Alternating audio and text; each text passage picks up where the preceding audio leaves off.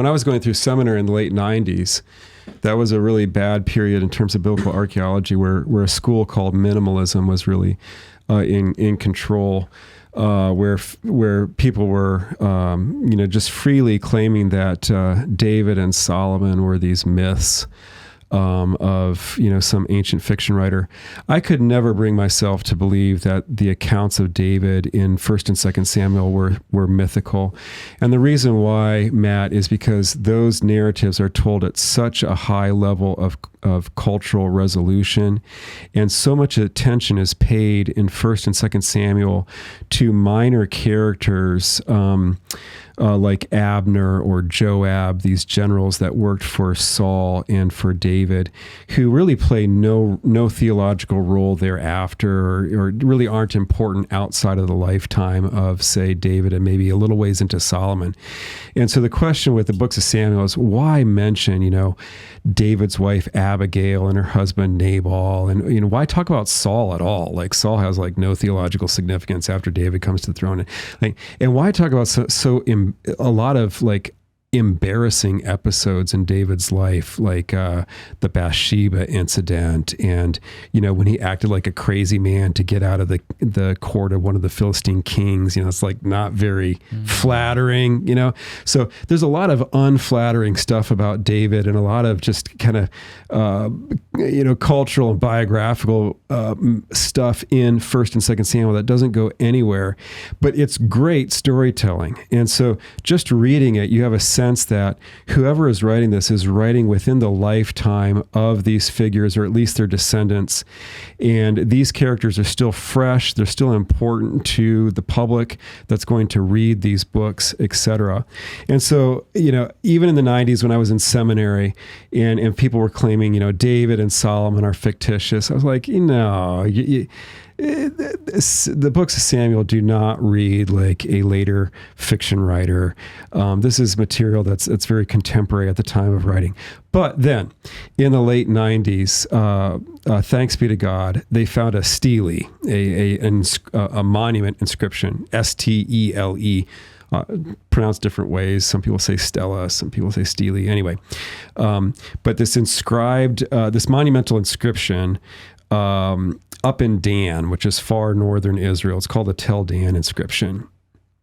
And it's an inscription from an Aramean or Assyrian king, Hazael, and he's bragging about how he conquered a bunch of Israelite and Judean kings, and he refers to the kingdom of Judah as the house of David.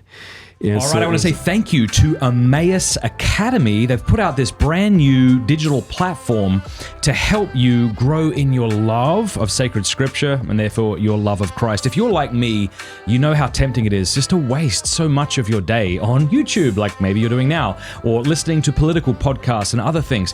The truth is, we do often have the time to grow in our knowledge and love of Scripture. We just need a helping hand, and that's what this brand new digital learning platform is going to help you do. It has short courses on Scripture that you can take. You can learn from Dr. Scott Hahn, Dr. John Bergsma, Father Boniface Hicks, many more. I've been on this platform. I have a subscription to it, and I mean it when I say it's actually really excellent, and it'll help you love Scripture. I think a lot of us want to love Scripture, but we feel guilty that we don't love it as much as we should. Platforms like this will help you do that. So click the link in the description, stpaulcenter.com/Matt, and sign up. When you sign up, you get 2 weeks free to the entire platform. I mean, think about how many times you and I have subscribed to, say, Hulu or something else, when we could be doing something like this and growing in our love of Scripture. So again, stpaulcenter.com/Matt. Go sign up today. You get 2 weeks for free. If you don't think it's worth it after that time, cancel it. You won't be charged a cent, but I think you'll be really impressed with what you see. He's bragging about how he conquered a bunch of Israelite and Judean kings, and he refers to the kingdom of Judah as the house of David. And so it was the first time when David's name was recognized on an archaeologically recovered inscription, and it just sent shockwaves through the entire biblical world. The house of David, and of course the minimalists were backpedaling and trying to reinterpret and say that, well, it doesn't really say that, but they didn't win the day, and most people were like, no, it says house of David, guys. That's what's free, and that was how the kingdom of Judah was being referred, because these ancient kingdoms were typically called the house of, and then the founder of the dynasty that was ruling them. Mm-hmm. So that's very significant. The house of David, about a century to a century and a half after the time of David.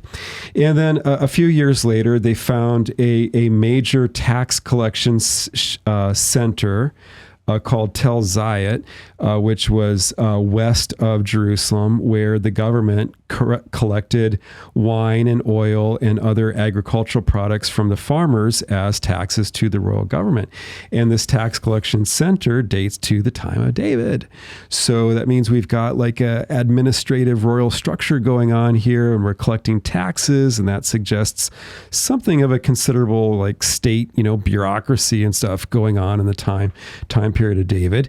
And then they went back and re-looked at a famous inscription called the Moabite stone, or sometimes called the Mesha stone, which is written about the middle of the 800s by a certain King Mesha of Moab, who's mentioned in 1 Kings chapter 3.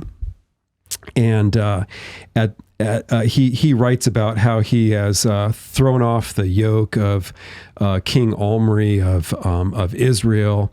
And actually, he claims to have destroyed Israel. A little bit hyperbolic there. Claims that nobody's left. But anyway, so like I said, fake news and propaganda was very common in the ancient world, as it is in modern journalism. And there too, on that Mesha stela, they found David's name as well.